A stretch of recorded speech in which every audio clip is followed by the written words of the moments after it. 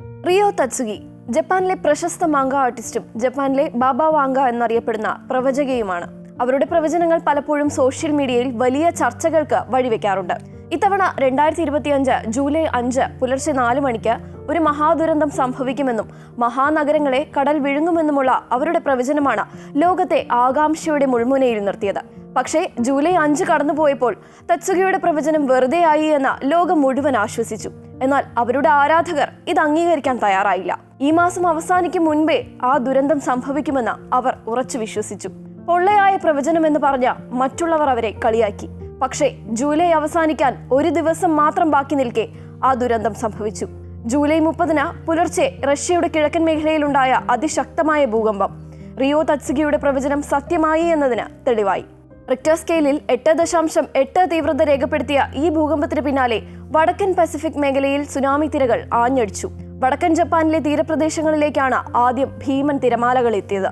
ഇതോടെ റഷ്യയിലും ജപ്പാനിലും സുനാമി തിരമാലകൾ ആഞ്ഞു വീശിയെന്ന വാർത്തകൾ പുറത്തുവന്നു.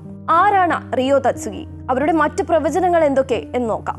ജപ്പാനിലെ ബാബ വാങ്ക എന്നാണ് തത്സുഗി അറിയപ്പെടുന്നത്. ഭാവിയിൽ സംഭവിക്കാനിരിക്കുന്ന കാര്യങ്ങൾ താൻ സ്വപ്നത്തിൽ കാണാറുണ്ടെന്നാണ് തത്സുഗി അവകാശപ്പെടുന്നത്. ഫ്യൂച്ചർ ഐ സോ എന്ന ഗ്രാഫിക് പുസ്തകത്തിലൂടെയാണ് തത്സുഗി സ്വപ്നത്തിൽ കണ്ട പ്രവചനങ്ങൾ നടത്തിയത്. ജപ്പാനും ഫിലിപ്പൈൻസിനും ഇടയിൽ ജൂലൈ 5 പുലർച്ചെ കടൽ തിളച്ചു മറിയുമെന്നായിരുന്നു തത്സുഗി ഒടുവിൽ നടത്തിയ പ്രവചനം. ഭൂകമ്പത്തിന്റെയും സുനാമിയുടെയും സൂചനയാണിതെന്ന് ആളുകൾ വ്യാഖ്യാനിച്ചു. കോവിഡ് വ്യാപനവും 2011 സുനാമിയും ഒക്കെ നേരത്തെ തത്സുഗി പ്രവചിച്ചിട്ടുണ്ട് എന്നാണ് അവകാശപ്പെടുന്നത്. 1999 പ്രസിദ്ധീകരിച്ച ഫ്യൂച്ചർ ഐ സോയുടെ കവർ പേജ് 2011 മാർച്ചിലുണ്ടായ ഭൂകമ്പത്തിന്റെയും തുടർന്നുള്ള സുനാമിയുടെയും സൂചനയാണെന്നും വ്യാഖ്യാനങ്ങൾ വന്നു. ഈ ദുരന്തത്തിൽ ഏകദേശം 10,000-ഓളം പേർ മരിച്ചു. താൻ പ്രവചിച്ച അതേ വർഷം അതേ സമയത്താണ് ഈ ദുരന്തമുണ്ടായതെന്നാണ് തത്സുഗിയുടെ അവകാശവാദം. അതുപോലെ കോവിഡ് വ്യാപനം, ലോകത്തെ പിടിച്ചുലച്ച കോവിഡ് മഹാമാരിയെക്കുറിച്ചും തത്സുഗി നേരത്തെ പ്രവചിച്ചിരുന്നുവെന്നും അവകാശവാദങ്ങൾ നിലവിലുണ്ട്. ഏറ്റവും ഒടുവിലായി ജൂലൈ 5 മഹാദുരന്തം ഉണ്ടാകുമെന്ന തത്സുഗിയുടെ പ്രവചനം. എന്നാൽ ഈ പ്രവചനം ഫലിക്കാതെ വന്നതോടെ ജപ്പാനിലേക്കുള്ള വിമാന സർവീസുകൾ പലതും റദ്ദാക്കപ്പെടുകയും വിനോദസഞ്ചാരികളുടെ വരവ് കുറയുകയും ചെയ്തിരുന്നു. ഇതോടെ ജപ്പാന് $3.9 ബില്യൺ നഷ്ടമുണ്ടായതാണ് റിപ്പോർട്ട്.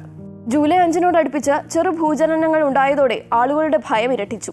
ഇതോടെ ജപ്പാനിലെ ടൂറിസം മേഖല പ്രതിസന്ധിയിലാവുകയായിരുന്നു. എന്നാൽ നഷ്ടം സംബന്ധിച്ച ഔദ്യോഗിക കണക്ക് ഇതുവരെയും പുറത്തു വന്നിട്ടില്ല.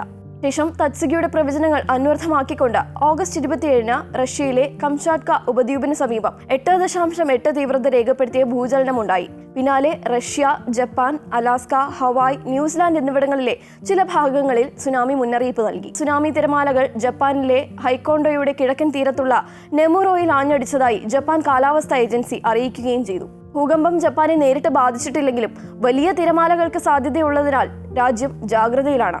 റിയോ തത്സുഗിയുടെ പ്രവചനങ്ങൾ ശാസ്ത്രീയമായി തെളിയിക്കപ്പെട്ടവയല്ലെങ്കിലും അവ സമൂഹത്തിൽ വലിയ തോതിൽ ചർച്ച ചെയ്യപ്പെടുകയും പ്രകൃതി ദുരന്തങ്ങൾ സംഭവിക്കുമ്പോൾ കൂടുതൽ ശ്രദ്ധ നേടുകയും ചെയ്യാറുണ്ട്.